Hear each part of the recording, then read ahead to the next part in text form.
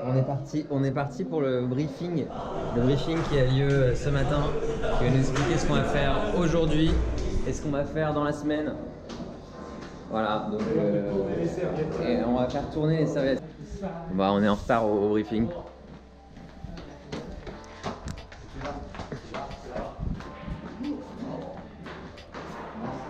C'était celle-là l'année dernière.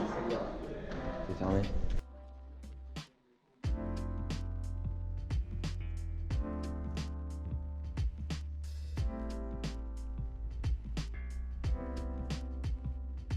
Voilà, donc nous voilà au briefing de la journée. Donc là c'est Tristan qui nous fait le briefing pour la sortie du jour, nous expliquer un petit peu les points d'attention, les 2-3 petites choses qu'il faut avoir en tête avant de partir sur le vélo. C'est vrai qu'il y a quand même pas mal de descentes et ces descentes peuvent s'avérer un petit peu dangereuses par endroits. La route est bonne, mais parfois il y a un petit peu de gravier, un petit peu de sable, et pour ça, il faut faire attention. Il y a aussi 2-3 consignes quant au comportement sur la route. Bon, on peut monter les côtes un peu fort, mais il faut attendre quand même les camarades et garder un minimum de cohésion dans le groupe. Et nous voilà partis sur la route, donc là on est au tout début de la sortie de l'hôtel. On a finalement très peu de routes urbaines. Là franchement il devait y avoir, je sais pas, 900 mètres jusqu'à la route côtière qui nous amenait ensuite sur la corniche entre Lloret-des-Mars et Tossa-des-Mars, qui est un petit peu devenu notre terrain de jeu pendant la semaine. Assez sympathique de pouvoir rouler sur des routes un petit peu différentes de celles dont on a l'habitude, parce que en région parisienne globalement il y a une côte toutes les 10 bornes et entre deux côtes c'est tout plat. Et là on a vraiment des parcours qui sont très vallonnés, avec relativement peu de plats absolus finalement. Là c'est sympa de pouvoir découvrir des routes un petit peu différentes. Et première pause, première consigne pour le premier exercice du séjour. Aujourd'hui, ce qu'on allait faire, c'est un exercice de seuil qui allait mélanger vélocité et force. À savoir d'abord force un peu en dessous du seuil. Donc là, c'est ce qu'on voit à l'écran, 260 watts à 60 tours minute. Le but étant de développer l'endurance de force ainsi que la résistance au seuil lactique. Malheureusement, on était très peu synchronisés sur cet exercice-là. Du coup, on va avoir des coureurs qui se dépassent en permanence. Et là, hop, on part en vélocité, au seuil, voire légèrement au-dessus. Je vais me placer voilà, aux alentours des 300 watts et quelques. Malheureusement, ici, on avait un faux plat descendant, donc c'est difficile de revoir en vélocité à la puissance adéquate. Et finalement, cet exercice-là, il va nous montrer un truc important. Il va nous expliquer un petit peu la raison pour laquelle les cyclistes s'entraînent seuls et relativement peu en groupe, vous allez comprendre. En fait, ce qu'il faut se dire, c'est que ces exercices-là qui sont extrêmement spécifiques, ils sont liés aux capacités de chacun des coureurs. Et là par exemple, on en voit un exemple assez frappant, c'est qu'en fonction des capacités au seuil de chacun des coureurs qu'on voit, mais aussi en fonction de leur poids et de leur rapport poids-puissance, on va avoir des vitesses et des accélérations qui sont extrêmement différentes les unes par rapport aux autres.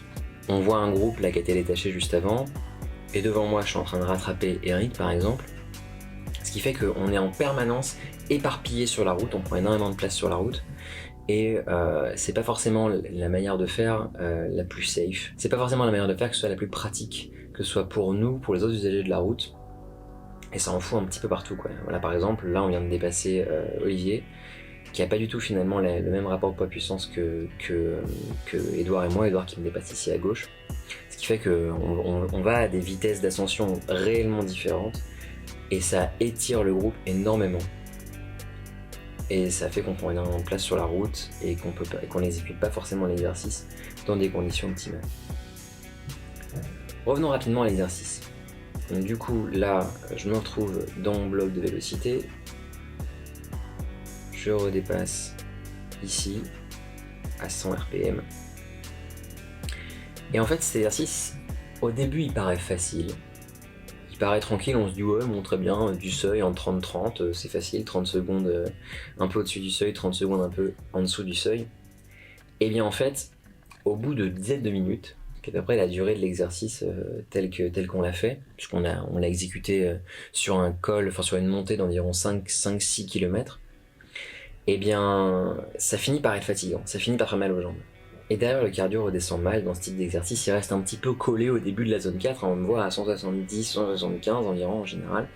Ce qui fait qu'il a quand même la vertu d'améliorer l'endurance au seuil et de travailler en même temps la force et la vélocité. Bon là on voit Mathieu qui fait absolument n'importe quoi comme d'habitude dans tous les exercices, puisque on le voit en danseuse alors qu'on avait dit qu'on faisait de la force assis. Hein Mathieu? Hop là on est reparti en force, 80. Et de nouveau en vélocité.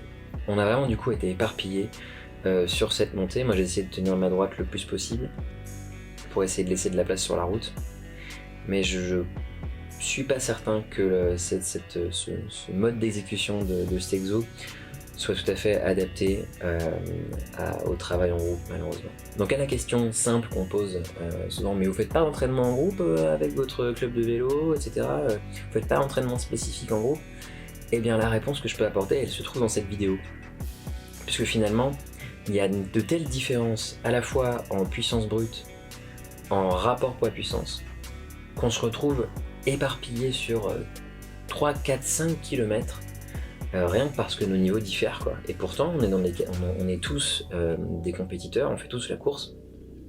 On a un niveau qui est certes pas extrêmement homogène quand on peut le trouver dans les équipes pro, mais qui est quand même relativement similaire. On arrive à se suivre en sortie sans problème. Je pense notamment à ceux qu'on voit dans la vidéo ici, Mathieu, Paul, Raphaël, Edouard, qui sont quand même des coureurs de qualité équivalente. Et bien malgré ça, on arrive à se retrouver vraiment complètement éparpillé sur la bosse, ce qui fait que finalement l'entraînement spécifique n'est pas nécessairement adapté à la pratique en groupe, tel qu'on pourrait le faire dans les sports collectifs ou dans les sports où les différences de niveau sont peut-être moins sensibles.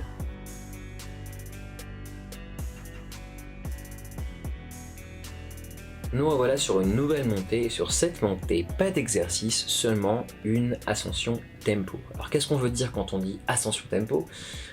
Tempo, c'est le nom d'une allure qui correspond à l'intensité 3 ou à la zone 3 en fonction de si on se place en intensité puissance ou en zone cardio. Du coup, cette intensité-là, c'est une intensité qu'on appelle critique, c'est-à-dire qu'elle est largement en dessous de l'intensité maximale, elle est soutenable pendant 1 heure et plus, voire beaucoup plus, et en général, c'est celle qui apporte pas mal de fatigue sans apporter nécessairement de la progression, puisqu'elle stresse pas énormément le métabolisme, et pourtant, elle fait toxiner, entre guillemets, elle accumule les déchets, etc. Et c'est un bon test finalement pour faire monter un groupe vite, c'est un peu la zone, enfin l'intensité de la vitesse en ascension, c'est-à-dire que c'est ça qui permet de garder une bonne vitesse moyenne sans trop se crever sur une sortie. Et on avait décidé de monter l'ermita Sangrao, donc en gros il me semble qu'il y a une abbaye en haut de cette grosse montée, par le nord, donc sur une route qui rend pas énormément, et ça va être l'occasion, comme c'est très cool, comme l'intensité tempo est différente, je vous l'ai dit, est différente en fonction des coureurs, c'est l'occasion de se rendre compte un petit peu des différences de niveau qu'il y a dans le groupe, et on va pouvoir voir des bonnes petites têtes de croustilles.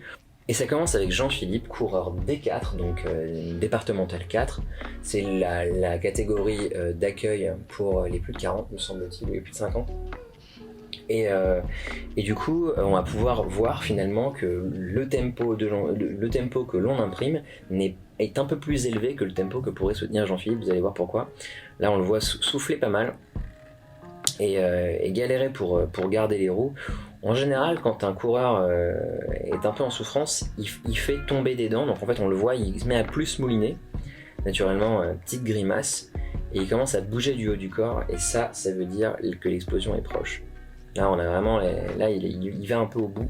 C'est bien parce que franchement, il a tenu assez longtemps à ce rythme-là. Là, on imprime un tempo entre 4 et 5 watts par kilo, 4,5 watts par kilo. Et là, paf, ça y est, c'est fini. C'est fini, rideau. Là, le tempo a été imprimé un petit peu trop fort pour Jean-Philippe, qui décide de terminer l'ascension à son rythme. C'est pas terminé puisqu'il y a 2-3 autres gars qui vont arriver un petit peu à leur limite, enfin à leur limite. Il y en a aussi qui se restreignent, qui décident de pas monter comme des fous. Alors, en l'occurrence on monte pas comme des fous, mais on monte quand même à un tempo qui est assez soutenu, donc il faut quand même avoir un peu de résistance, il faut avoir envie aussi un peu de se faire mal. Et là par exemple je pense que Raphaël, casque blanc au fond de l'écran, a décidé de pas trop se faire mal. On le voit, il est pas trop dur, il est pas trop mal, il est bien, il est posé sur le haut de son cintre. Seulement il a décidé de pas se faire violence, tranquille. Donc on va le voir progressivement lâcher le groupe tranquillement. Tranquillement. Là il remonte un petit peu. Ça devait quand même pas être facile, mais voilà, là ça y est, c'est décroché. Là ça y est, le groupe duquel je fais partie, qui imprime le tempo,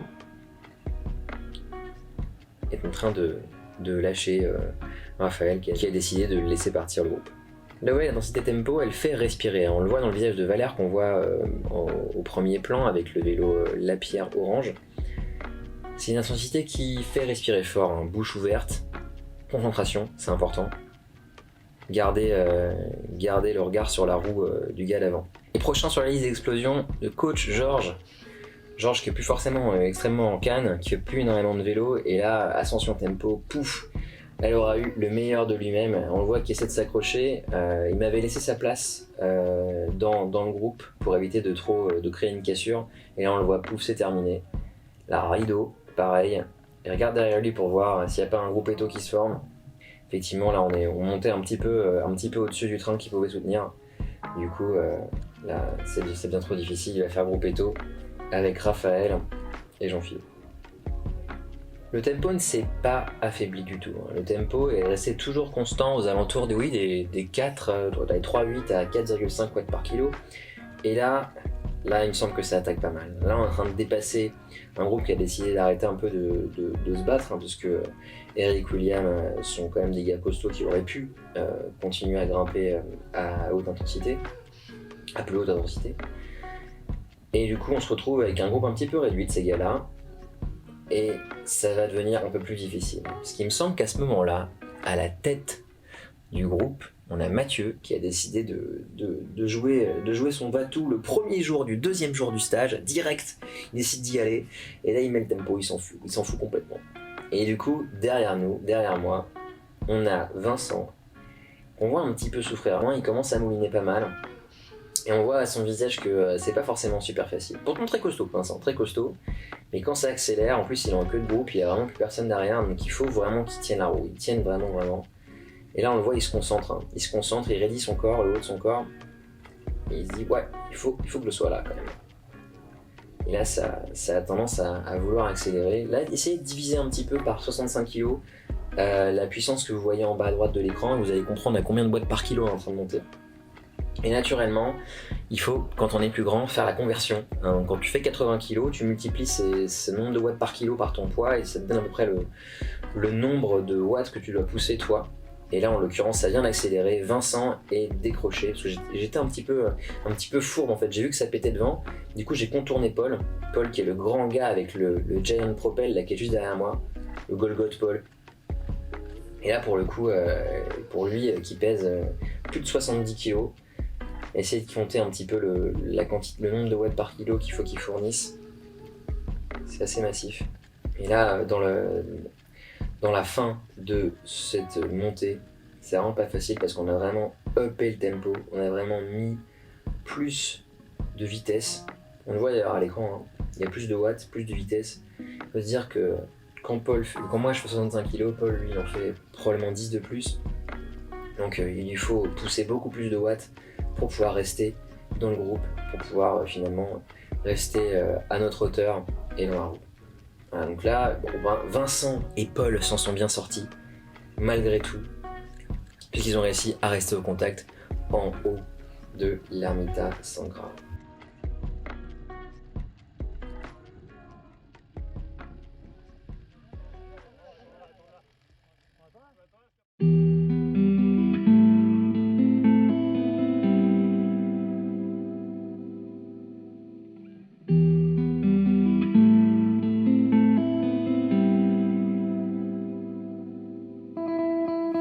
Sortie, puisque dans ce stage on n'était quand même pas venu pour faire dodo, hein, on décide d'avoiner un petit peu. Et là je vois que ça part devant, le groupe s'étire, on est sur la corniche entre le bas de l'Ermita Sangrao et Lloret de Mar. ouais, Tossa Lemar précisément. Et là, je vois que ça commence à s'étirer. Je me dis, ah, ça va quand même pas se jouer sans moi, toutes ces conneries. Et du coup, je me dis, bon, on va essayer de remonter dans le groupe, parce que je vois qu'il y a quand même un groupe devant qui est en train de se former. Et moi, ce qui m'intéresse, c'est de participer un peu à cet emballement, participer un petit peu à cette bébé course qui est en train de se jouer à l'avant. Du coup, je décide de dépasser un petit peu tout le monde pour aller jouer aux avant-postes avec le groupe des gars qui sont devant. Et devant, qui trouve-t-on? Il me semble que nous trouvons Mathieu, Mathias et Xavier. Très intéressant parce que ce sont des coureurs relativement forts. Mathieu, 3ème catégorie, Mathias, 3ème catégorie promu de D1 et Xavier, 3ème catégorie redescendu en D1. Mais très franchement, il a carrément le niveau pour courir en 3ème catégorie. Aucun problème, je pense que c'était vraiment le plus fort de tous pendant ce stage. Vraiment, vraiment extrêmement impressionnant, Xavier. Très très fort. Et là, quand ça s'emballe, je vois, Eric nous a rejoint d'ailleurs, je vois que dans la descente, après la descente, devant on a Léo, time rouge, et Mathieu qui décide de partir à la faveur d'un faux plat montant. On le voit devant, tout devant Mathieu avec son Venge. Et moi je me dis bon, il est parti mais pas pour longtemps parce que je vais le contrer. Et du coup je décide de profiter de la fatigue de mes camarades qui ont dû couvrir le move de Mathieu. Et pour ça, et comme ça, j'utilise un petit peu la fatigue accumulée et je dépasse Mathieu comme une balle. Coucou. Pour vraiment construire une attaque qui tienne. Et là je me dis, ça se trouve je vais être tout seul, on va voir. Au passage, devant l'hôtel, le resort de Giverola, on est parti. Et là je me dis bon bah c'est t'y part, hein, je dois être tout seul devant. Et en fait pas du tout, parce que derrière moi, il y avait celui qu'on appelle Facilman, Xavier, qui avait pris ma roue, et qui n'a pas pris ma roue juste pour faire marrer les mouettes, puisqu'en fait il était pépère dans ma roue, à tel point que quand je balance les watts à 500 à des brouettes dans le faux plat, et bien le revoilà, bim, il me dépasse au moment où je suis en train de vraiment mettre la cacahuète. C'est de dire à quel point il est fort et à quel point il y a clairement du niveau, parce que derrière lui, je suis obligé de mettre 300 à des brouettes, rien que pour tenir dans le faux plat. Regarde un petit peu la facilité, regarde un petit peu le langage corporel. Là on a vraiment un gars posé sur son vélo qui bouge pas d'un poil. Même, je crois que même le haut de son casque ne bouge pas. Regarde un petit peu comme c'est posé. C'est incroyable, on dirait une véritable machine, une horloge. Ne bouge pas, tranquille. Il a l'air facile. À mon avis ça souffre dans la tête, mais il a l'air facile. Il regarde quand même derrière lui pour savoir si je peux pas passer un relais. J'essaie de le faire, hein, j'essaie de passer un relais. C'est difficile. Et du coup, en fait là, on s'est retrouvés à deux, en échappée, en direction de Tossa Lemar. Un petit peu tôt, je pense, pour disputer la pancarte de Lioret, qui est un petit peu l'objectif de la sortie. Mais cela dit, on a quand même réussi à détacher du groupe.